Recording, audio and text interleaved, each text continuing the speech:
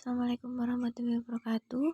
Untuk agenda selanjutnya adalah kita akan bahas tentang spesialet obat-obat sistem saraf pusat dan sistem saraf otonom ya. Sebenarnya untuk F1 sudah selesai saraf pusatnya ya. Tinggal saraf otonomnya, tapi ini saya ulangi lagi supaya materinya sama antara F1 dan F2. Nah, sistem saraf pusat sendiri itu adalah sistem saraf yang mengatur segala aktivitas pada tubuh kita ya. Siapa yang mengatur ada dua, yaitu otak dan spinal cord atau yang kita bisa kenal dengan sumsum tulang belakang ya. Untuk yang akan kita bahas pada bab sistem saraf pusat ini ada 7 golongan obat, yaitu analgesik, antipiretik, kemudian antiemetik, antiepilepsi, psikofarmaka, hipnotik dan sedatif, kemudian anestetika dan anti Parkinson ya. Untuk itu kita langsung saja ya, langsung kita bahas satu-satu pengertian dari analgesik sampai anti Parkinson. Untuk analgesik antipiretik ya, kita bisa artikan dengan analgesik obat untuk mengurangi nyeri atau meredakan nyeri, sedangkan antipiretik sendiri adalah obat untuk menurunkan demam ya. Nah, untuk golongan pertama ini yang harus kalian hafalkan semuanya ya, kecuali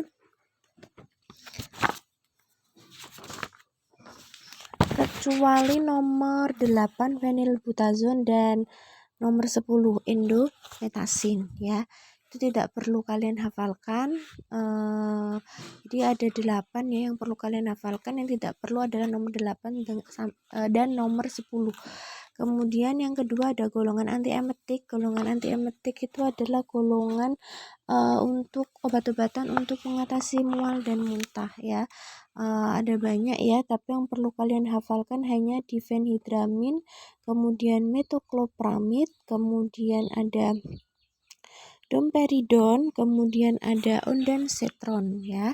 Saya ulangi lagi, ada difenhidramin, teoklat atau dimenhidrinat, kemudian ada metoclopramid, kemudian ada domperidon, dan ada ondansetron. Nah, untuk tugasnya di golongan antiemetik ini, obat untuk mual muntah itu, coba kalian pilihkan obat yang cocok untuk ibu hamil ya. Sebenarnya kategori kehamilan itu ada 4, A, B, C, D, dan X, dan juga kalian cari tahu golongan A seperti apa, B seperti apa, C dan X itu seperti apa ya. Kemudian yang ketiga ada golongan antiepilepsi ya. Epilepsi adalah suatu penyakit di mana terjadi kelainan impuls saraf ya. Jadi ayan atau yang bisa kita kenal dengan penyakit ayan ya. Jadi ini itu suatu penyakit di mana terjadi syarafnya seseorang itu impulsnya atau aliran listriknya itu terlalu cepat ya. Untuk tugasnya di anti epilepsi itu coba kalian cari macam-macam atau jenis-jenis dari epilepsi. Nah, yang perlu kalian hafalkan adalah nomor 1 dan nomor 2, fenitoin dan carbamazepin. Kemudian yang keempat ada golongan psikofarmaka. Golongan psikofarmaka ini adalah golongan yang digunakan untuk pasien-pasien yang mempunyai gangguan psikis atau gangguan mental ya. Obatnya ada 3, ini tiga-tiganya dihafalkan, nitazepam, istazolam, dan triazolam ya. Kemudian yang ketiga ada golongan hipnotik dan sedatif. Golongan hipnotik itu artinya golongan obat tidur, kemudian dan sedativa itu golongan obat penenang. Nah, ada apa saja di obat tidur dan obat penenang ini? Biasanya digunakan untuk pasien yang tidak bisa tidur ya, atau insomnia, kemudian ataupun pasien-pasien yang mempunyai gangguan kejiwaan ya. Obatnya ada, silakan dihafalkan, teopental nomor 3, dan tambahan hafalkan 2 saja, fenobarbital, teopental sama fenobarbital. Teopentalnya ada di nomor 3, kemudian kalian tambahin sendiri di nomor selanjutnya yaitu fenobarbital. Ini lanjut ya, space-nya lanjut ya. Kemudian Jadi ada dua, tiopental sama fenobarbital. Kemudian yang keenam ada golongan anestetika. Golongan anestetika sendiri itu adalah golongan untuk obat bius ya, obat bius untuk meredakan rasa sakit baik sebagian atau keseluruhan dari tubuhnya manusia. Biasanya ini digolongkan menjadi berapa itu coba dicari ya, digolongkan menjadi dua, anestetika apa sama anestetika apa, silahkan dicari. Biasanya digolongkan menjadi dua, yaitu A dan B. Nanti kalian cari sendiri. Itu kata kuncinya dia bisa digunakan untuk menghilangkan rasa nyeri sebagian ataupun menghilangkan rasa nyeri seluruhnya. Nah, yang perlu dihafalkan di anestetika yaitu lidokain dan bupivakain ya, dua-duanya harus dihafalkan. Dan untuk golongan anti Parkinson sendiri itu ada 3 macam ya, ada piritinol, piracetam, dan mecobalamin. Yang perlu kalian hafalkan yaitu piracetam dan mecobalamin. Nah, apa sih anti Parkinson itu? Anti Parkinson itu adalah suatu golongan obat yang digunakan untuk mengobati penyakit tremor ya, tremor atau kaku pada otot dan syaraf ya. Ini biasanya penyakit pada lansia di mana terjadi tremor. Tremor itu gemeter dan gemetaran gitu loh, nggak ngapa-ngapain juga pun dia gemetaran. Nah, itu namanya Parkinson ya. Tidak hanya terjadi pada lansia, beberapa kasus juga ditemukan pada usia sebelum lansia ya, usia dewasa gitu. Bahkan anak-anak itu ada yang mengalami Parkinson ya, di mana terjadi kekakuan pada seluruh syaraf atau otot, kemudian syaraf dan otot, kemudian ditandai dengan gejala tremor atau ini gemeter. Nah, itu ya. Kemudian spesialnya obat-obat sistem syaraf otonom ya.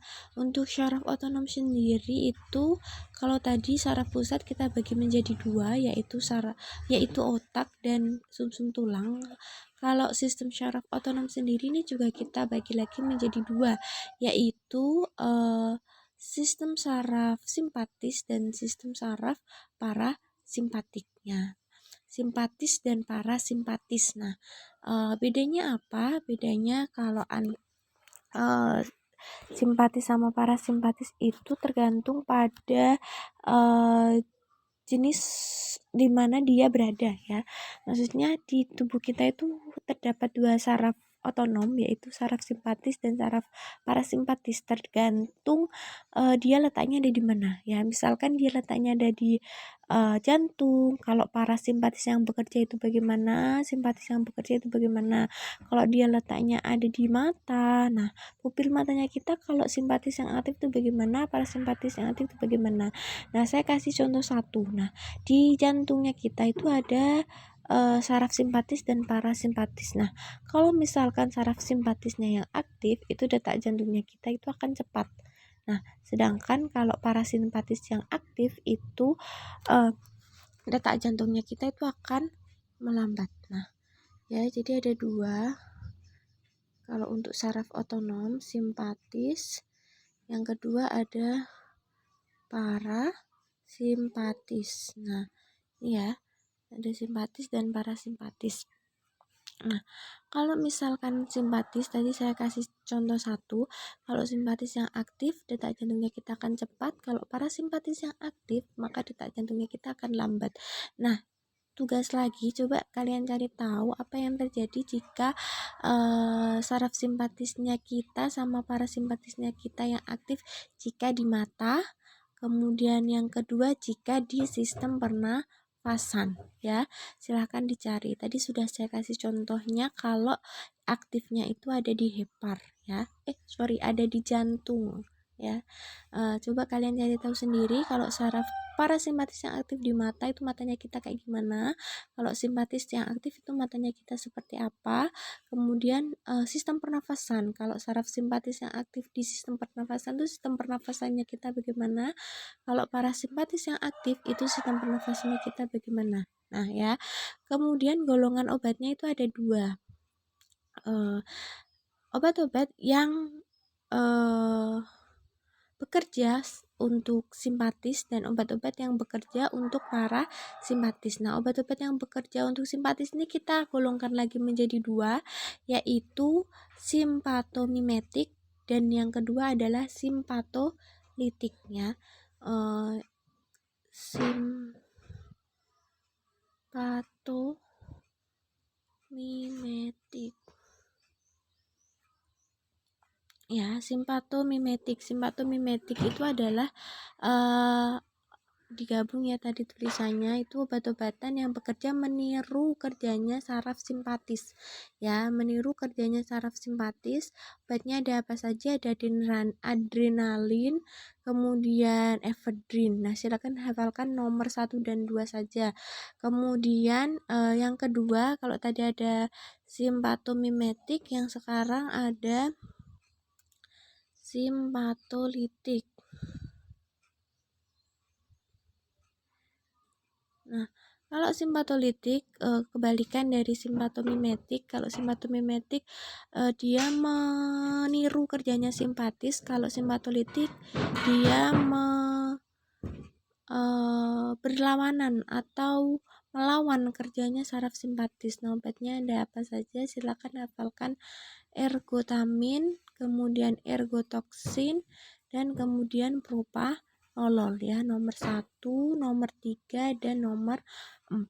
Kemudian itu yang untuk simpatis ya. Untuk yang golongan kedua yaitu obat-obat yang berpengaruh pada saraf parasimpatis. Nah, ini dibagi jadi dua juga sama, parasimpatomimetik. Nah, parasimpatomimetik yaitu obat-obat yang bekerja pada meniru kerjanya saraf parasimpatis ya. Ada apa saja? Ada asetilkolin dan pilokarbin. Silakan hafalkan 1 dan 2.